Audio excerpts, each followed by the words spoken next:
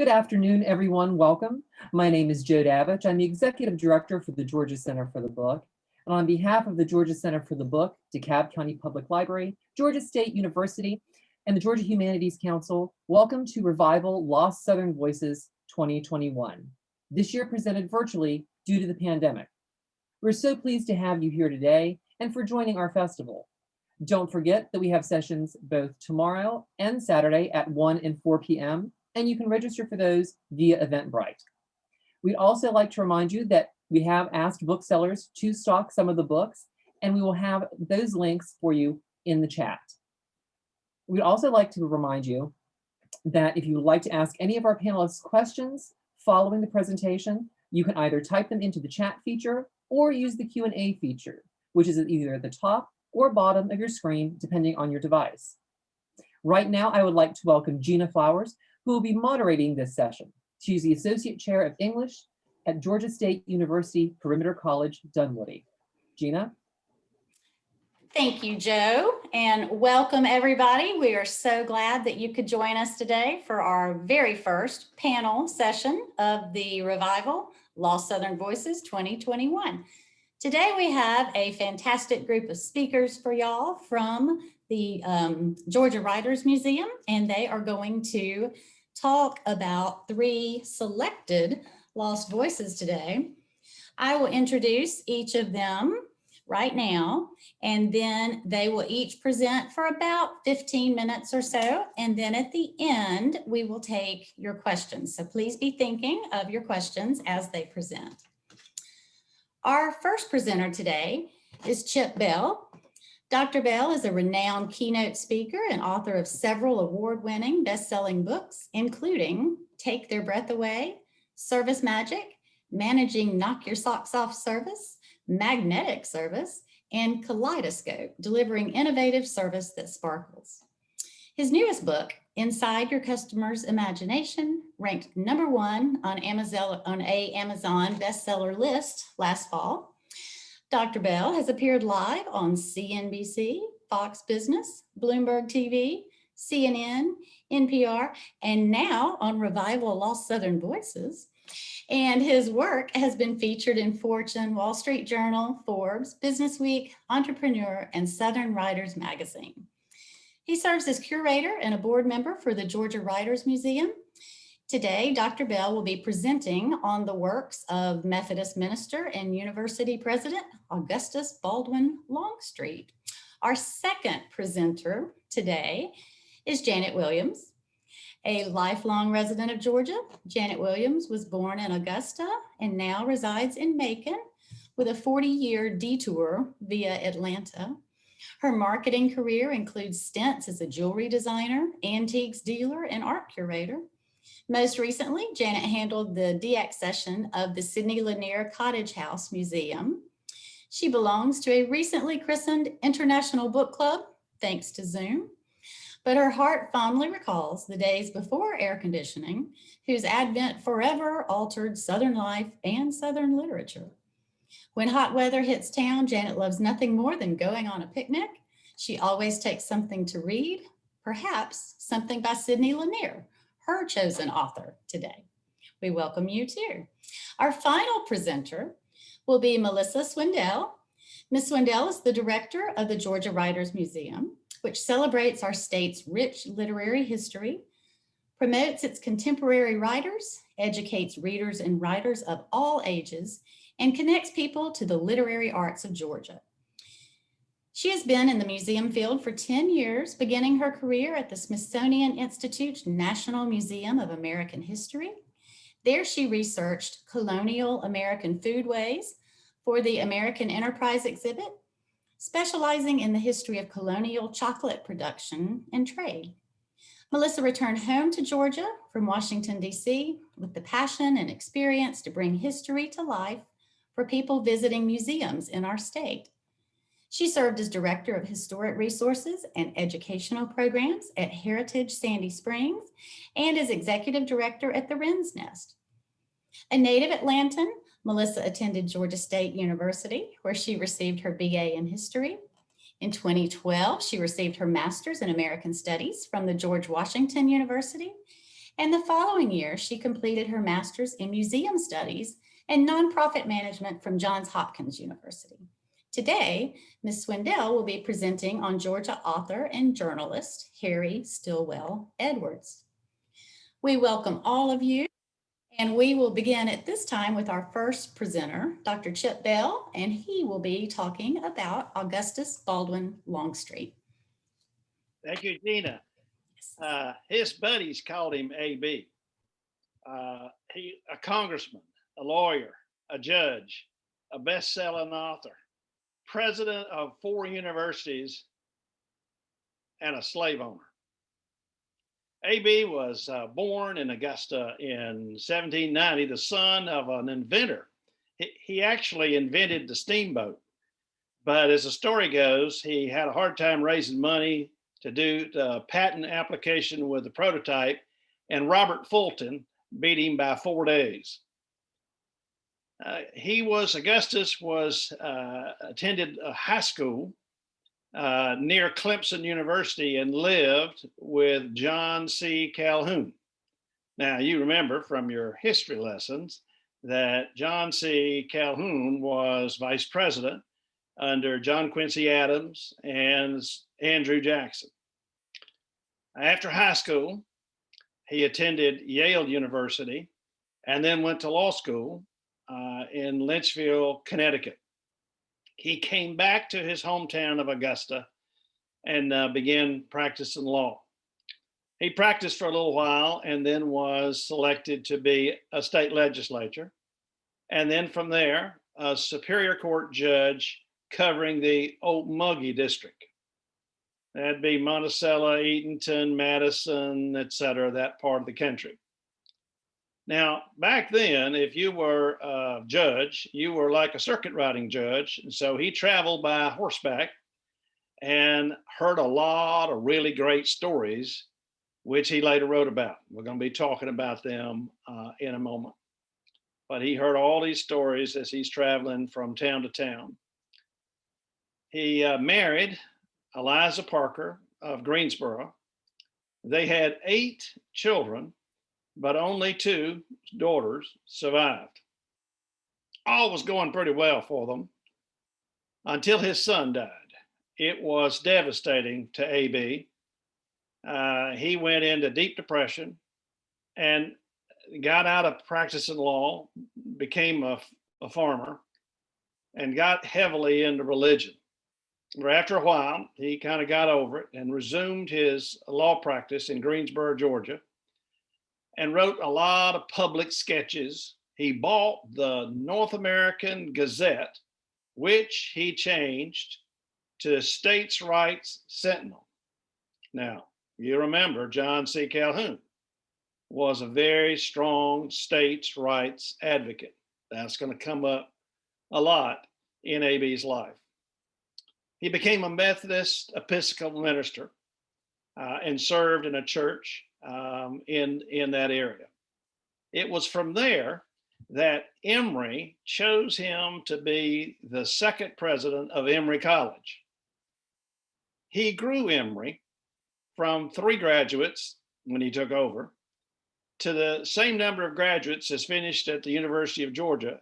As a matter of fact, the 2 schools had a similar renown in the academic world.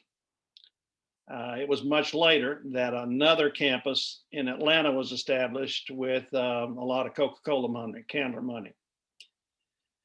From Emory, he went to the Centenary College in Jackson, Louisiana.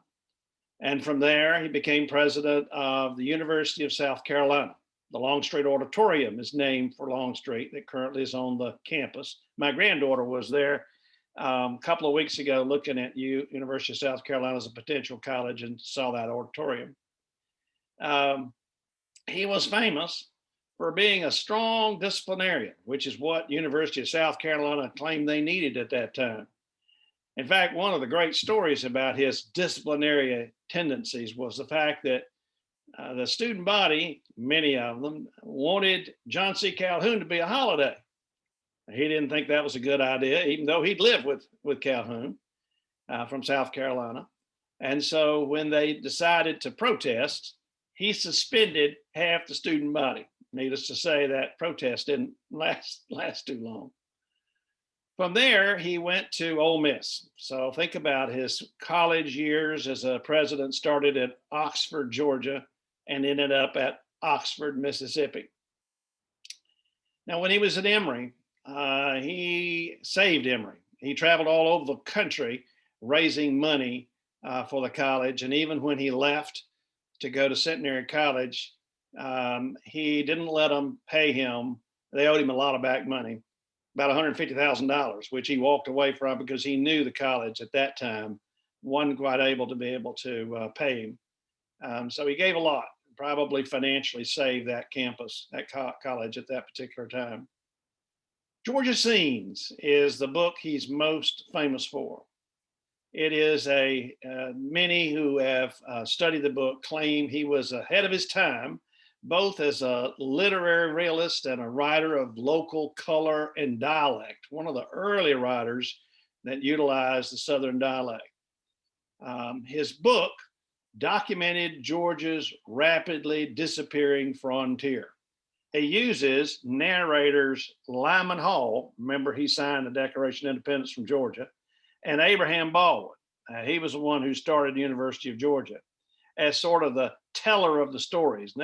Those stories, all 19 of them, range from brawls to fox hunting to horse trading to local militia drills. And it used fascinating characters like Yalla Yalla Blossom. That's one of his characters. That's Yalla, like the color, but with an A instead of an E. The thing that was most significant about his book was the fact that not only was it a bestseller, it was a runaway bestseller, but it characterized his characters in a way that revealed, even though they were simple people, rural Georgia people, they contained a lot of wisdom, not unlike Joel Chandler Harris, who used the Uncle Remus critters as a way of telling very wise stories. It reflected a great deal of respect for them. Even Edgar Allan Poe, who was very popular at the time, wrote a review that said Longstreet has an exquisitely discriminating and penetrating understanding of character in general and Southern character in particular. His work is a sign of better days ahead for Southern literature. So he wound up writing more. He wrote Voices from the South. He was the forerunner for Mark Twain, who used that same style in his writings. And he was inducted into the Georgia Writers Hall of Fame. Now, what was A.B. like as a person? What was he like? He was gregarious and humble and kind, and he had great social skill. There was nothing more enjoyable to him than sit around a parlor and tell big funny stories. He was very funny. And he and his wife, Eliza, were great entertainers and had lots of people over and oftentimes staying for long periods of time. His nephew was General James Longstreet, who served under Robert E. Lee.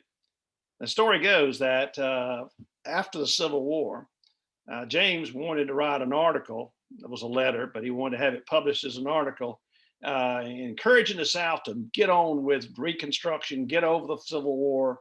And he cautioned him, the South is not ready to hear this message yet. Your story is important, but it's a little premature. He went ahead. He's a hot-headed person, and he went ahead and wrote it anyway, and it probably ruined his reputation. He's living now at Oxford during the Civil War. Union soldiers used his papers as firewood and ultimately burned his house down. He was a great friend of Sidney Lanier that Janet will tell you about in a little bit. The story goes that he had a glass flute created in France that he got by way of an official in San Francisco. And the great story is about whether or not Sidney Lanier played it. It ended up in the National Museum as a gift from Longstreet. His grandchildren loved him. I tell you, he was a funny guy.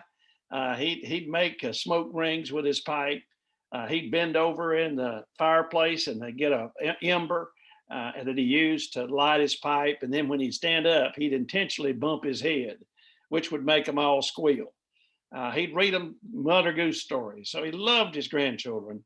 His son-in-law was Lucius Quintus Centenius Lamar. What a name. But he wound up being a United States Senator, the Secretary of Interior under Grover Cleveland, and a United States Supreme Court judge. He wrote the same kind of letter that General James Longstreet tried to write, but it came in a little later time and was greatly accepted.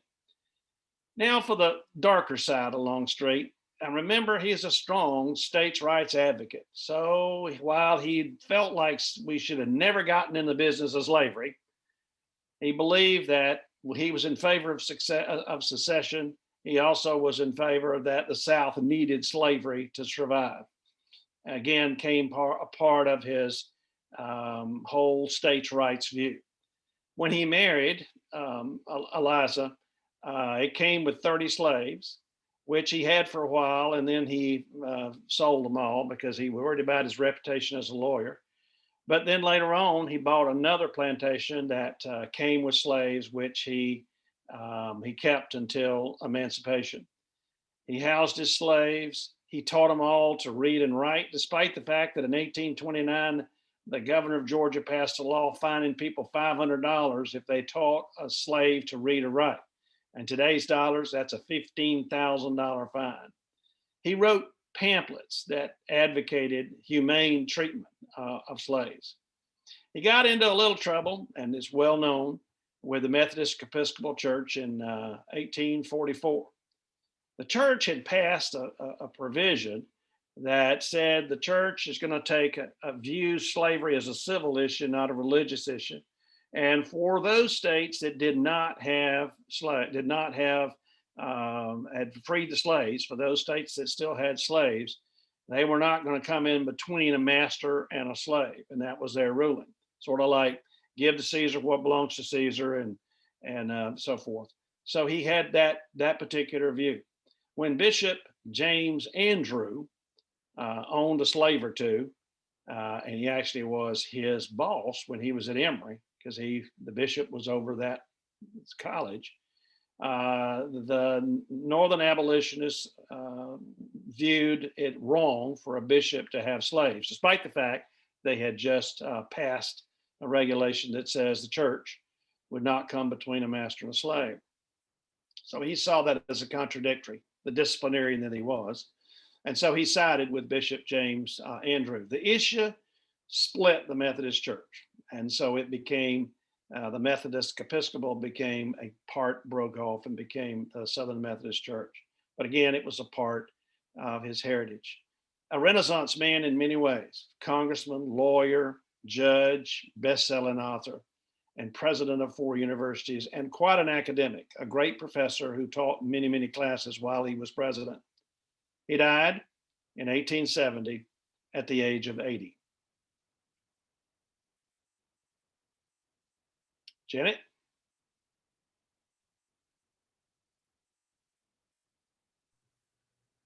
Yeah.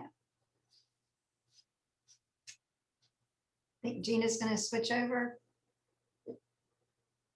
Okay. All right. Well, I've got Sidney Lanier, and he was a poet, a musician, an author, a soldier, a composer, a scholar, a teacher, and a devoted family man. So that's a lot to cover. He was born in 1842 in Macon, which at that time was the capital, considered the capital of Southern Georgia. It was a much bigger city than Atlanta and more important than Atlanta.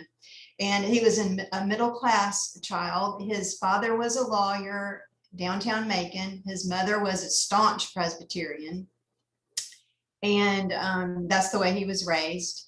And he was a leader as a young boy. At age 7, he loved music, he loved poetry, and he loved nature. So at age 7, he's in a tree climbing a flute, carving a flute out of a reed.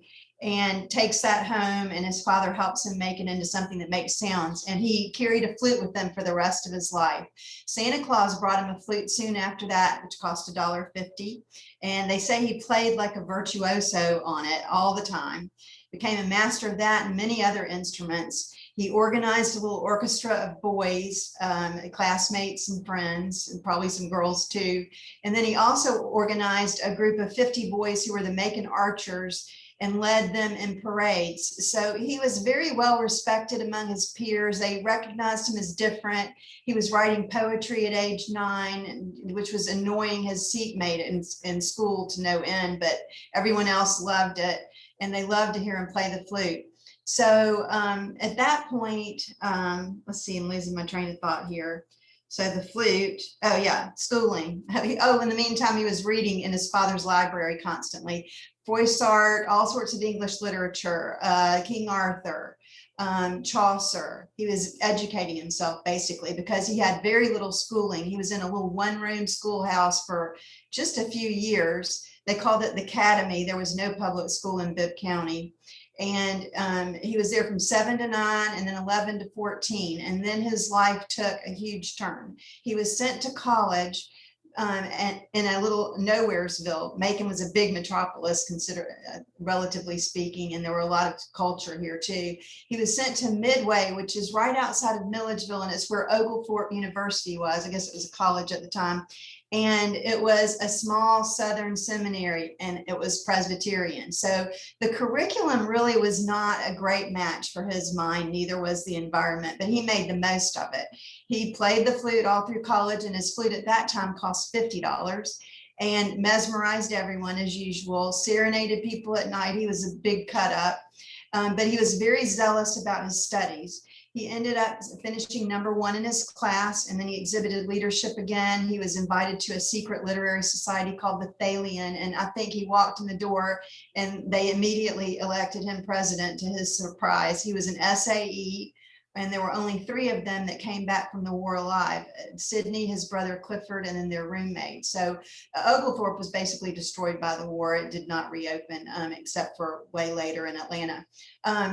And then after school, since he was first in his class, I guess they recognized him as a great mind. They asked him to be a tutor, and he said, yeah, great idea. And but he had this big dilemma at that point, and it was about music. He recognized that he was extremely talented at music, and that was his gift that God had given him. But he questioned the merit of music in the grand scheme of everything. He said, what is the province of music in the economy of the world?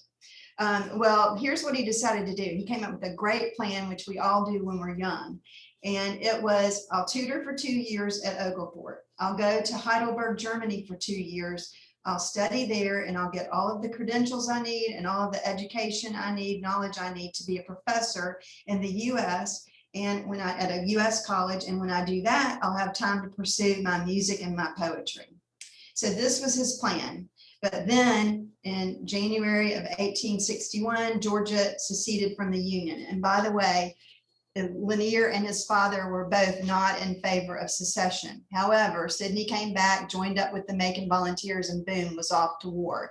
He said that it was basically war fever, and that even abolitionists, anti-secessionists, they all joined up and went shoulder to shoulder off to war for the Confederate cause. We'll get to that in a little while later. But anyway, it was not pretty. They thought it was going to last 3 months, obviously didn't. It was just 4 months of hell.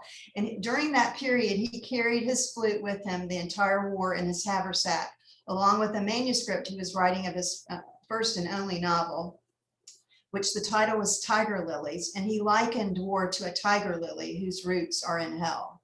So he was carrying these things. Everything's going okay. He's getting all these offers for promotions, but basically he turned down every one. And the reason was because his brother Clifford was with him in the Signal Corps, and they were privates, and he didn't want to be separated from Clifford. So they stayed together through the war until they were separated in the fall of 1864. And they were assigned to be blockade runners, in charge of blockade runner ships. So he is on a blockade runner ship, and they're getting ready to get captured. The British people are saying, soldiers there are saying, please wear one of our uniforms, you won't get captured, but he wouldn't do it. So he's captured, taken off to a POW camp at Point Lookout. And unfortunately, he's wearing summer clothes and it is wintertime. So in just 4 short months, his health was completely ruined, but he did manage to smuggle his flute into the prison. And I think that saved his life. There was a guard who was attracted by the music, asked for lessons, said he would pay, and Sidney refused money, but the guard gave him extra food for him and for his friends, which probably saved other people as well. So they're in tents on icy ground, meager rations, probably being abused in other ways, rampant disease, and he develops tuberculosis, which would eventually take his life. So anyway, luckily he gets exchanged in a prisoner exchange in January of 1865 and ends up in the hull of a ship dying basically. And somebody on deck finds out that there's a flutist downstairs. Flute saves him again, dying, and his name's Lanier, and it turns out it was a family friend, a little girl named Ella. And so she got her mother to get the captain to bring him up. They revived him and he eventually made it home in the middle of March of 65. Excited to get home to find his mother dying of what? Consumption, tuberculosis, the same thing he has. And he immediately collapsed into delirium. Meanwhile, his brother's walking back from Galveston, Texas, takes till mid-May to do that, and his mother dies 3 days after he makes it back. So after the war, this is what Sidney Lanier said. He said, after the war, it was pretty much the whole of life has been not dying. So that was pretty much his goal. And the rest of his life was a series of relapses, recuperation, and then frenzied effort, because he really had a huge drive to create. So after the war, he worked as a clerk, recuperating in Alabama, and then all of a sudden his romantic interest revived and he was ready to get married in 1867. And it was a whirlwind. He had 3 women he was writing love letters to. A 4th in Alabama claimed that he had proposed to her, which was a problem. So he sent his brother Clifford in to be the fixer on that one. So as soon as he got the letter of release from that girl, he proposed to one in Virginia who demurred because she was mothering her younger siblings. They'd lost their mother. And so he spun right around, asked Mary Day, and they would have been married right away, except for she was sick too. She had malaria. So they waited until December of that year, got married, and by all accounts, it was idyllic. Even though through their whole marriage, there was extreme poverty, extreme illness, and long periods of separation, but they adored each other, had 4 sons, and he had to go to work though, right? Make money to raise his family. So against his desires, creative desires, he worked for his father as a lawyer. That went on for a number of years until his father finally convinced him to go out west for his health. And this was the big turning point in his life. He made it out to San Antonio, and on the way, somebody asked him what his business was there. And he said, I'm traveling as a valet to my right lung. He had a wonderful sense of humor and everyone loved him. Well, when he got there, what did he have with him? His flute. And he charmed the city from one side to the other, and he regained his health. The climate was wonderful for him. And so he got this brilliant idea that, hey, maybe I can make it. I got some years left and I can make it in creative pursuits. The doctor there, his attending physician, said, do not go back. You know, and he said, look, I'd rather have 5 years of music, art, poetry, culture than a lifetime here, because it was the uncultured West at that point. So he came back to Macon, 1873, and his wife begged him. She was excited too, enthusiastic about this, to take their sterling silver tea service that they got as a wedding gift and cash it in, take the money and buy a silver flute. And he said yes, went to Baltimore, bought the flute. The guy that he bought the flute from heard him play once and introduced him to everybody all the way across the city again, including the maestro of the Peabody Orchestra. At that time, there were only 2 symphonies in the US, the Peabody in Baltimore and then in New York City. And that's what he had aspired to, right? Well, anyway, he plays for this maestro, and the maestro immediately said, will you take the first flutist position in the symphony? Yes, we'll take it. $120 a month. This is great, right? Then he goes to New York and starts working with a flute manufacturer up there named Badger. And trying to develop a new flute that's longer. It was very interesting. Badger loved him because he was great for marketing, because New York loved him from one side of the town to the other. Once he started playing that flute, it was like people, it was like a Pied Piper, really. I mean, people wouldn't speak. He was mesmerized. They were mesmerized. That was his language, was music. So he went back to Baltimore, and dang it, if they hadn't reduced the pay from $120 a month to $60 a month and shortened the season to 4 months, I mean, it wasn't even enough to pay for the flute that he had bought. But that was the launching pad for the rest of his life, the rest of his career, just intense creativity. He wrote a poem, started writing again, wrote a poem called Corn, gained national recognition with it in Lippincott's magazine, is where it was published in, I think, 1875. And then, woo, he started meeting tons of people. One was in Philadelphia, and that he started a correspondence with this really very well-known editor who wrote a favorable review of Corn. And that editor arranged for him to write what I consider to be the height of his career, at least in terms of notoriety. And that was the cantata for the 100th anniversary of the United States, which was a celebration held in 1876 in Philadelphia. And on the opening ceremony included this cantata, and they tapped him as the Southerner to write the lyrics. And they tapped a Northerner to write, a composer to write the music. And what it was designed to do was to symbolize that the nation was united and to promote unity. So Sidney jumped at the chance. His lyrics supported that cause. And the day of the opening ceremony, it was threatening rain, and 125,000 people came out. So they were standing shoulder to shoulder. I'm sure they had only black umbrellas back then. And it was just like Woodstock, except for they're wearing suits and long dresses. And then on the platform, there were 800 people in the chorus singing, 150 people in the orchestra, and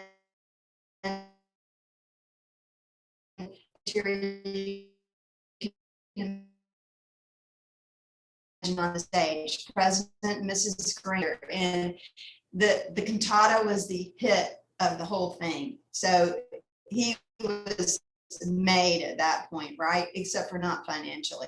But he did start writing a lot of poetry. He wrote the Song of the Chattahoochee. He wrote the Marshes of Glen, which I'm sure most of you have heard of. And he also wrote an interesting piece called, or poem called The Symphony, where each stanza personifies a different instrument. So it was just a wonderful period of time for him. And he started realizing all his dreams. He was writing travelogues for money, but he got a Florida and India travelogue. He wrote 3 books for boys that recall redactions of what he read as a child: The Boys King Arthur, The Boys Froissart. He wrote 3 volumes of literary criticism, which were published posthumously, along with many other things. But the neatest thing that happened was Johns Hopkins University at that time was only 3 years old. And they asked him to be a professor, which I think is just a miracle, because he had 9 years of substandard schooling. He wrote a letter to his father once and called it a farcical education, but they recognized him as a great mind. And so he did that for the last couple of years of his life. His health was declining, so they said that people sitting in on the lectures were sort of hanging on to every breath, wondering if he was going to be able to take the next one. But anyway, he did decline. And so they went in search of a better climate, ended up in North Carolina, and in a little cottage there one afternoon, his wife offered him some medicine, and he said, "I can't." And that was the end. And he was 39. And in my opinion, his body of work is really that of a 28 to 30-year-old. I mean, it's quite a bit for that age of death, because he had a huge dry spell starting in 1861 with the Civil War and just running through to San Antonio in 1873. So if you take those 12 years and you subtract them from 39, you get close to 30.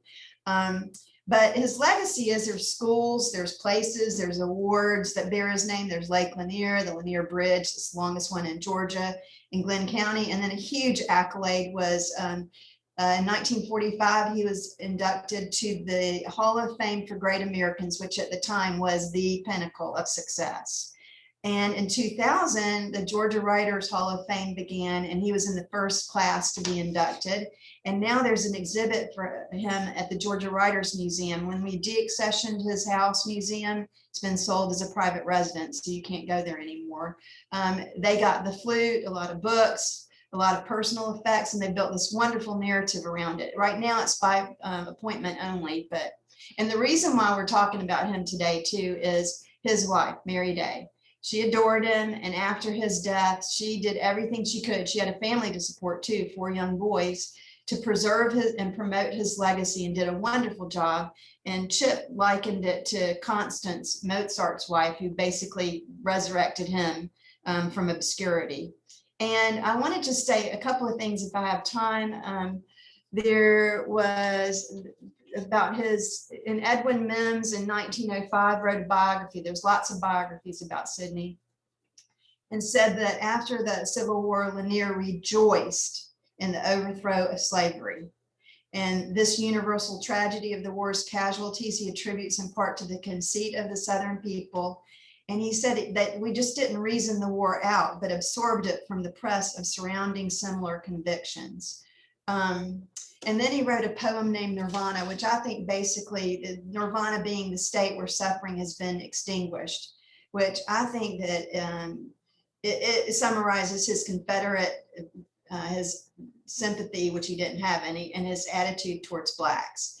In the first stanza, this stanza is, I slew gross bodies of old ethnic hates that stirred long race wars betwixt states and states. I stood and scorned these foolish dead debates, calmly, calmly Nirvana. That was about the Union. And the other is, I smote away the filmy base of caste. I thrust through antique blood and riches vast, and all big claims of the pretentious past that hindered my Nirvana. And that's about the attitude toward Blacks, that they were less than. And he did not believe in systemic racism or the Confederate cause. And at the end of his life, he refused or didn't even want to even think about anything to do with the war. Last thing I want to say is the last line of the symphony, that one poem that he wrote that had each stanza personified an instrument. The last line was, music is love in search of a word.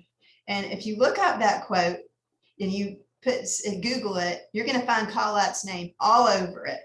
And she was only 2 when Lanier died. So it was definitely his line, and it was definitely the end of that poem. And that's what Lanier was all about, was sensitive to sounds and music and the way poems sounded. So when you read his poems, if you read them out loud, you'll get a better sense of what he really was all about.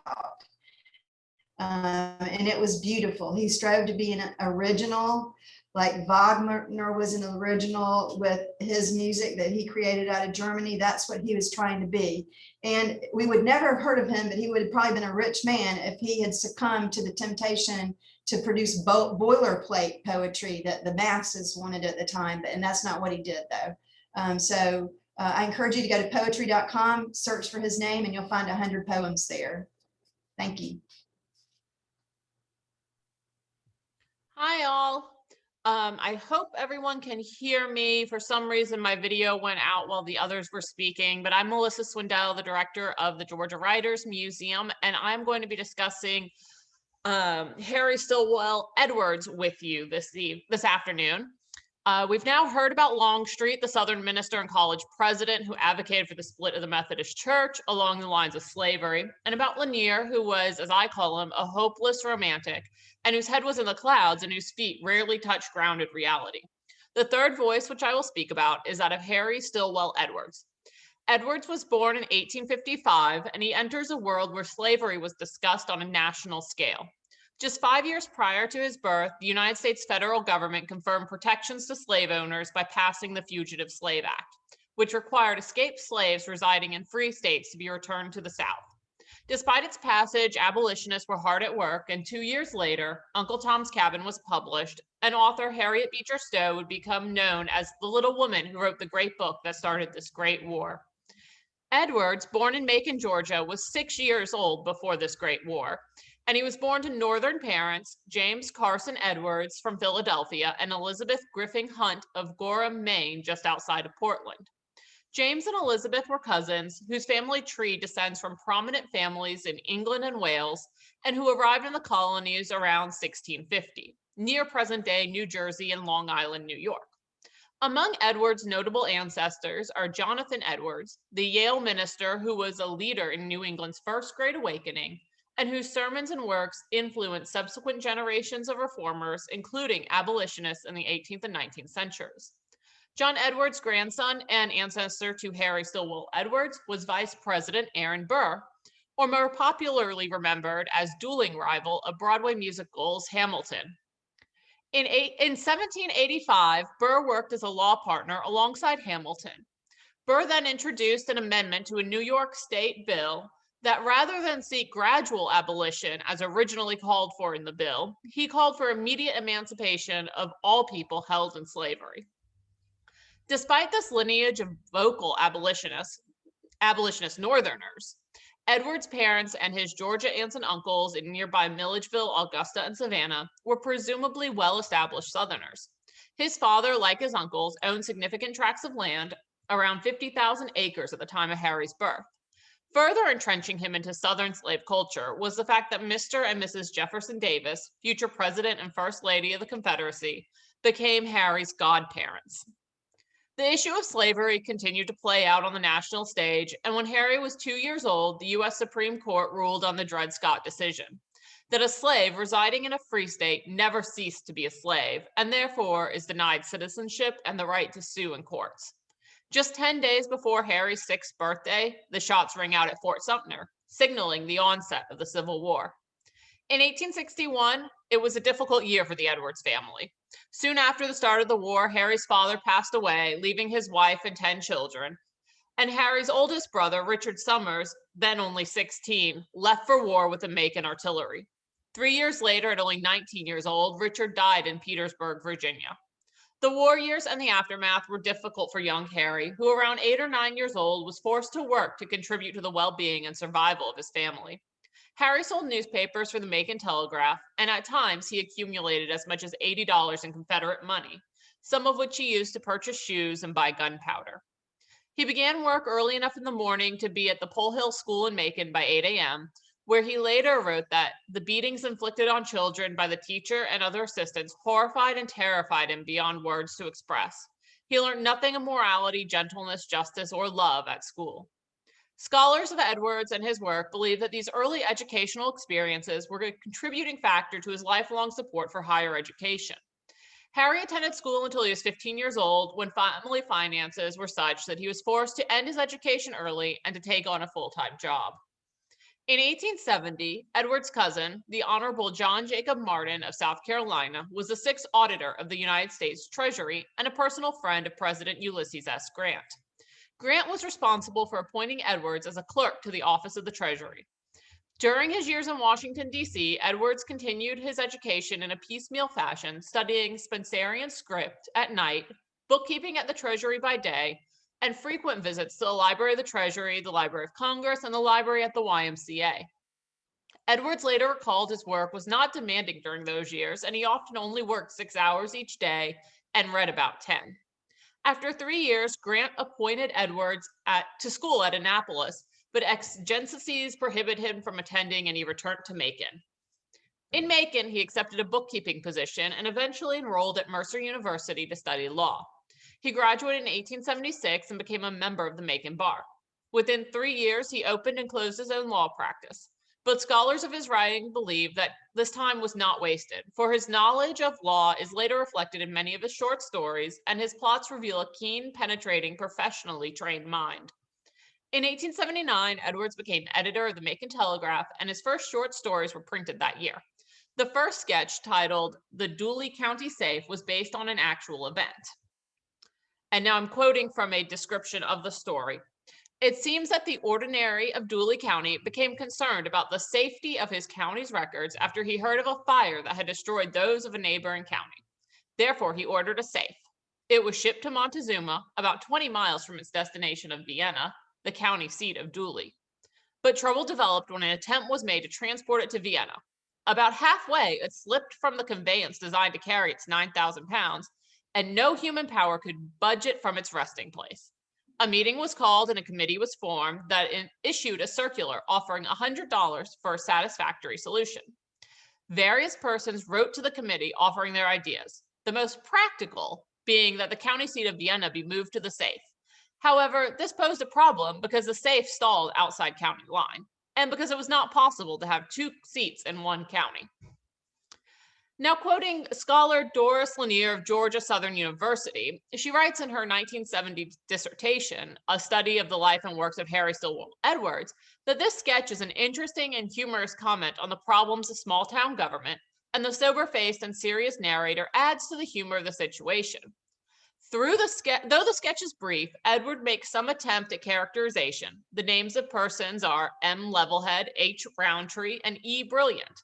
And submitting the plans to the council and the nature of their plans suggest a variety of character types that might be found in the sparsely populated county of Dooley, including the level-headed person, the well-rounded person, and the brilliant strategist. Here we get to the theory that Lanier puts forth regarding the majority of Edward's work as he continues to find his style and voice as a writer. Edward's presentation of character types rather than individuals and his use of the actual become 2 major features of his later works. 3 years into his career with the newspaper, Edwards met and married Mary Roxy Lane, a Wesleyan graduate and daughter of a colonel turned landowner and railroad builder from Hancock County. Together, the couple hosted many notable guests at their home near Mercer University in Macon, including James Whitcomb Riley, author of Little Orphan Annie, and newspaper humorist Bill Nye, along with Georgia Poet Laureate Frank Stanton. The same year that Harry and Mary were married, H.H. Jones, owner of the Macon Telegraph, sold the newspaper to Lamar and Hanson, owner of Bibb Manufacturing Company. Under Hanson's management in particular, the newspaper came out of debt and subscriptions increased. Hanson, who championed technical skills and education for young Southern men, which was still lacking in the Southern schools after the Civil War, succeeded in introducing a bill to the state Congress that eventually chartered Georgia Tech. Meanwhile, Edwards not only weathered the newspaper transition, but wrote articles in support of the bill for Georgia Tech, helping it gain momentum through public support, a role he took seriously given his poor experience with early education. By the end of the decade, 3 of Macon's newspapermen, Edwards, Hanson, and Lamar, sold the Telegraph, launched the Sunday Times, and bought the Evening News. And Edward had published stories in national syndications, including Harper's Magazine and the Century Magazine, the publication which followed Scribner's Monthly. In 1888, Edwards left the newspaper business and made his debut speaking tour on stage with Riley and Nye, held at the Macon Academy of Music. The Macon Telegraph wrote of the evening. And here I'll quote, and you should note that there is some language that may make you uncomfortable. If you feel that way, please lower your volume or mute for the next couple of seconds. The Telegraph's reported the evening, quote, Edward tells the stories of the South in a truthful way. Misters Riley from Indiana and Nye from Maine via Wyoming know more of the Southern darky than they do of the Razorback hog. Mr. Edwards was reared with the old-time plantation Negroes, and the dialect lingers in his memory. Last night, he read his 2 Runaways and The Valley of the Shader and received unbound applause. End quote. For the next decade, Edwards continued to produce writings rather than take a path of an orator. It is average that he produced about 10 to 12 published stories, poems, and novels each year. And in 1895, the stories came under critical review from the May issue of the Century Magazine. And I'll note here that in examining the tension between Edwards and his critical reviewer for the use of dialect in Edwards' stories, I have purposefully omitted specific examples of dialect, first to avoid what felt to me as an unnecessary use of racism to make a salient point, and second, to further this conversation with as little offensive language from the original sources as possible.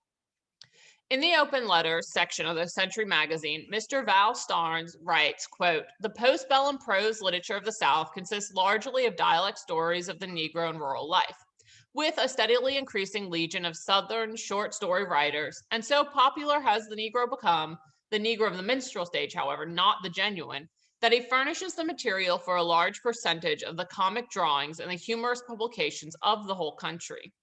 Starnes continues his assessment by exploring the distinct pronunciations of various common words and applying a set of grammatical rules to this dialect. He then writes that while African-American dialect, note the singular dialect, not dialects, is used almost across the board by white humorists. But these writers, and I quote Starnes again, seldom undertake poor whites, save by those who are conversant with the localities of which they write, and hence are less apt to offend a critical eye. Starnes ends with a plea, as he says, for conscientious and careful delineation, which surely should not be out of place. Edwards replied to this perceived attack in a response also through the open letters of the Century magazine. He writes that in part, the speech cannot be described as a dialect, rather dialects, plural, is better, and that no rule can be laid down for correct mispronunciations. As Starnes suggests, suppose, writes Edwards, we take a glance at the South. There are neighborhoods that preserve in a measure of something of English or Scotch or Irish or Moravian or French or Spanish or New England or Congo traditions, tendencies, and ideas. What the evolutionists call the environment has determined or does determine the dialect in these communities, in families, and in lastly, in individuals.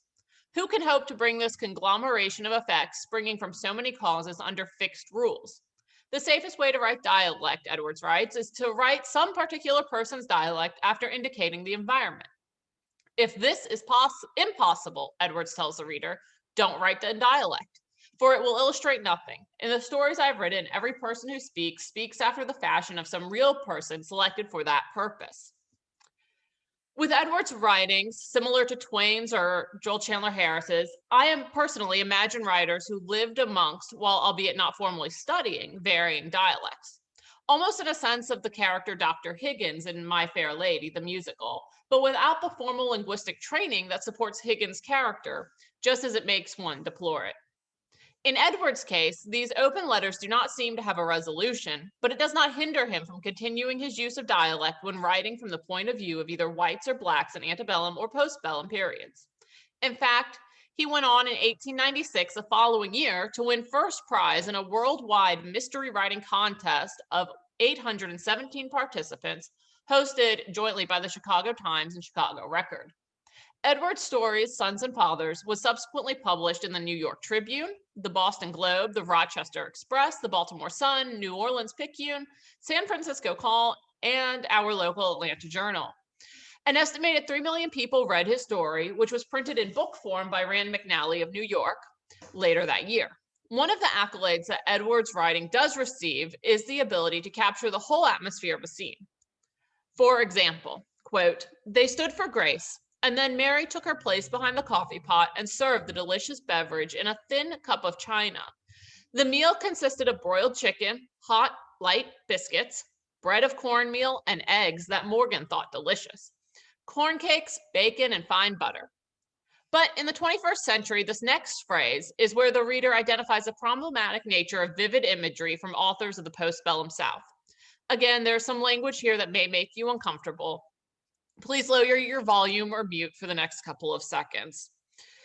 Edwards' description of the dinner scene continues with, quote, "A little darky behind an enormous apron, but barefooted, stood by the coffee pot, and with a great brush of the gorgeous peacock feathers kept the few flies off the tiny canister in the middle of the table, while his eyes followed the conversation around." Revisiting this 1970 dissertation by Doris Lanier, she writes that, quote, "The little Negro's eyes following the conversation around the table animates the whole scene, making it so lifelike the reader can easily imagine the twists and turns of the table conversation simply by imagining the rolling eyes of the Negro as the conversation changes direction." Edwards' original writing and 80 years later, an academic reading of the story both share problematic language in the year 2021. My question for today's reader, which I will not attempt to answer, is how do we in the 21st century begin to reconcile, if we even can, the descriptive lines of Edwards' work? I believe this may also apply to his dialect writing, not necessarily as an image of the past, but as a literary prose. How do we read a scene like the dining room of Sons and Fathers today, so, quote, of its time, and feel the ever-watching uncertainty and pain in the child's eyes, while the opulent beauty of the room and the smell of foods out of his grasp literally and figuratively surround him and the reader? Do we bury these works, consider them not valid because the author and his views and his language, especially knowing that it was written 60 years after the Civil War in the waning height of the Lost Cause resurgence? Do we acknowledge the history and unpack the literature in a new, more meaningful way to include all voices? Who was telling this enslaved child's story? He and his perceived dialect hold more meaning and mystery for me than the presumably predictable character of Mary serving coffee to her guests. 2 years after publishing Sons and Fathers, Edwards went on to write a regular column for the Atlanta Journal entitled Coming Down My Creek. His articles ran 2 to 3 times per year for 15 years and included essays on nature, philosophy, religion, articles on farming, education, history, and politics, humorous sketches, short stories, and poems. These works would comprise the penultimate writings of his lifelong career. While working for the Atlanta Journal, Edwards joined the project to carve a Confederate memorial onto the side of Stone Mountain.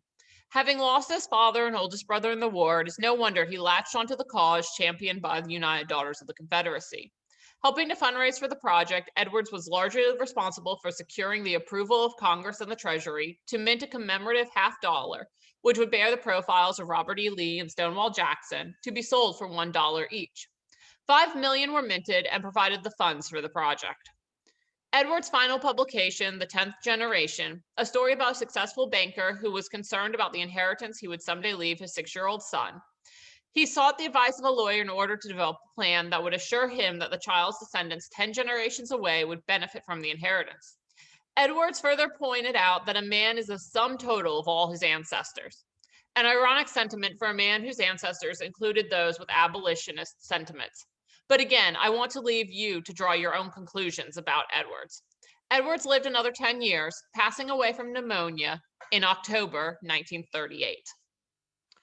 And I will now turn it back over to Gina. And if anybody has any questions, she will be happy to moderate those to the rest of our panel. Yes, and thank you to all of our panelists for bringing these fascinating fellows with famous roommates and climbing in trees with flutes and redesigning flutes and minting coins that raised funds for Stone Mountain. We have all kinds of interesting things going on today. So thank you for sharing with us today. We do have several questions, and if we're not able to get to all of them, we will get the panelists to respond to you perhaps through email at a later time.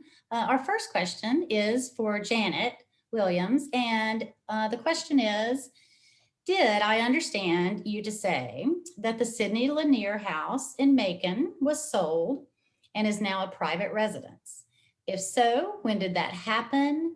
And are there any other locations that recognize Lanier? Yes, it was sold as a private residence in the middle of February, and during the deaccession process, 3 institutions got things, the library in Macon and the Cannonball House, which is kind of telling the story more of Sidney and Mary's relationship, I would think. I haven't been down there yet, but they got the wedding dress and things like that. But to me, his legacy is being carried on in the best way through the Georgia Writers Museum, which Chip and Melissa are associated with. They've got the silver flute. They have a lot of effects, a lot of books, and they've created a museum curatorial exhibit from it with a narrative. It's by appointment only right now, and I can let them talk more about that. But anyway, that's where you want to go to see these things, and that's where his legacy is being carried on right now. Okay, thank you. Melissa or Chip, do y'all have anything to add to that about what the Georgia Writers Museum has right now?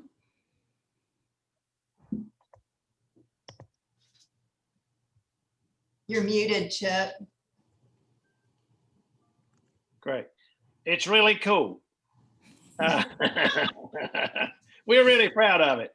And I'll speak a little bit about it. But historically, the Georgia Writers Museum has been the repository of the Georgia Writers Hall of Fame. So after the induction ceremony every year in the fall, generally November, the Harquit Library transfers sort of the display responsibility to us at the museum. So when you came, you would learn a lot about the 69 inductees into the Hall of Fame. In addition, we have historically celebrated through exhibits the life of residents, Jewel Chandler Harris, Alice Walker, and Flannery O'Connor. Flannery didn't grow up in Eatonton, where the museum is located, like Joel Chandler Harris and Alice Walker did, but she spent a huge part of her life at Andalusia and Milledgeville, just down the road. And so what we're doing is we've just doubled our footprint. So we're getting ready to renovate the entire museum and include exhibits on the Hall of Fame inductees who spent a portion of their life within 25 miles of the museum. So that will include people like Raymond Andrews from Madison, Philip Lee Williams, also who grew up in Madison, Gene Toomer, who spent time in Sparta, obviously Flannery, John T. Edge, who grew up in Gray. Those are some of the ones, and now Sidney Lanier, who, while he was from Macon, as Janet indicated, went to college in Milledgeville nearby. So there will be now 9 exhibits in the museum, where historically we've just had 3. Very nice. Thank you. All right, we have another question, and this is for any or all of our panelists. As Chip mentioned, these authors each have somewhat of a darker side, and Melissa closed her talk with some of that idea also. Given that the title of this session is Art versus Artist, we recognize the inherent friction of reviving and promoting works of authors who shared those pro-slavery states' rights views of their times. Could you speak to how readers in 2021 could go about reconciling the personal views of those authors versus the merit of their work itself? And how might somebody reconcile those 2 elements? I'll jump in here. I don't want to speak to how anybody personally should reconcile that, because I think we all have our own backgrounds and experiences with race and art and things that are just so much more complex. But I think bringing to the surface that these people are either not remembered in history, which is why this is part of the lost voices, or that we remember them as just an author or just a Confederate, or we put them into boxes or silos based on 1 or 2 descriptions, and we don't have a complex view. And I think every person, black, white, or purple, is a complex individual with multiple reasons and reactions and histories and stories. And so I think, to me, just knowing more about the person helps me make a decision onto whether I want to read their work or view their art, and know whether that's a good choice or not for me personally. So I think everybody has a choice to make there, but I think it's worthwhile to look into the histories and the backgrounds of each individual. I'm going to build on that just a little bit from the vantage point of the museum and how we have tried to deal with this as a board. In the words of our president, Lou Benjamin, we want to be Switzerland, so to speak, meaning while we all have our individual views and biases, we want to try to be neutral, because while we do make statements, our quest is for education. Our quest is for the truth. And when you look at the juxtaposition between an educational responsibility and the quest for the truth, it means trying to present an author in a way that lets the visitor draw conclusions, because you're providing them facts that include the dark side as well as the celebrated side, if you will. So we've tried to address it in a way to say, if those who don't remember history are doomed to repeat it. We want to provide an educational experience that's truth-based and doesn't reflect indoctrination, so to speak. Okay, thank you for those answers. Here is another question, and this one is primarily for Janet, but others can chime in if you'd like. You mentioned that Sidney Lanier said something to the effect of, what is the provenance of music in the broader world? Meaning, what is the practicality, I think, of music in the broader world? And we know that right now, most Americans have their exposure to poetry through music, through earbuds, songs on the phone, rather than in the visual, formal, lyrical form. So what does formal poetry, like Lanier's, still add to our society today?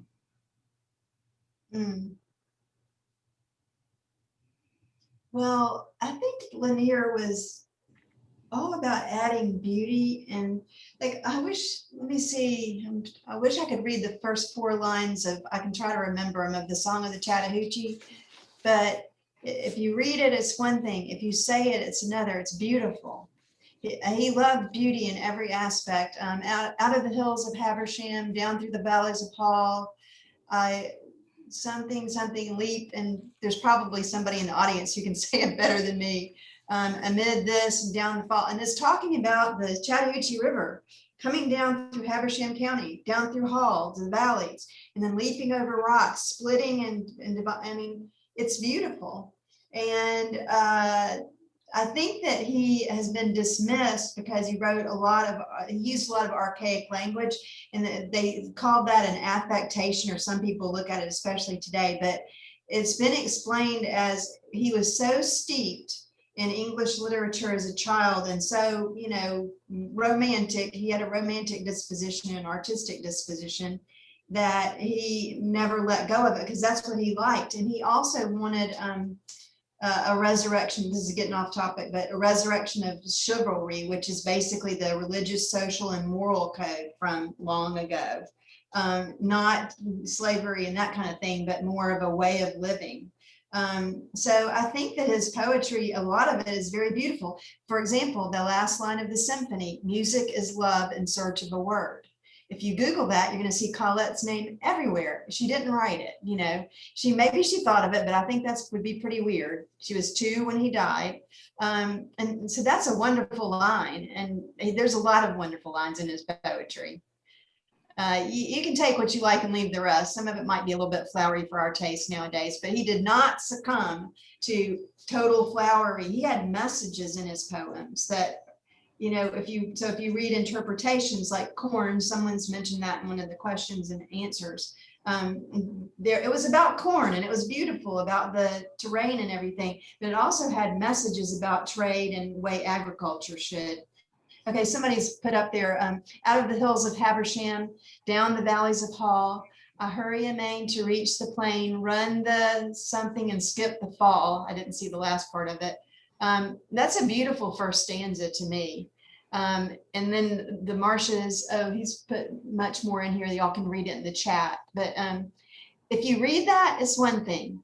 But Lanier was all about sound. If you say it like I was saying it, you can see that river going down. It's beautiful.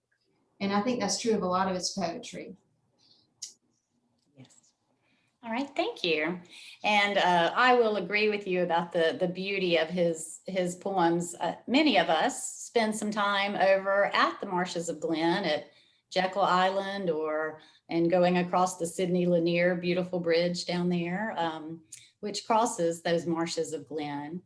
And I will occasionally annoy my family by quoting, "Glooms of the live oaks, beautiful, braided and woven, with intricate shades of the vines that myriad cloven, clamber the forks of the multiform boughs, emerald twilights, virginal shylights."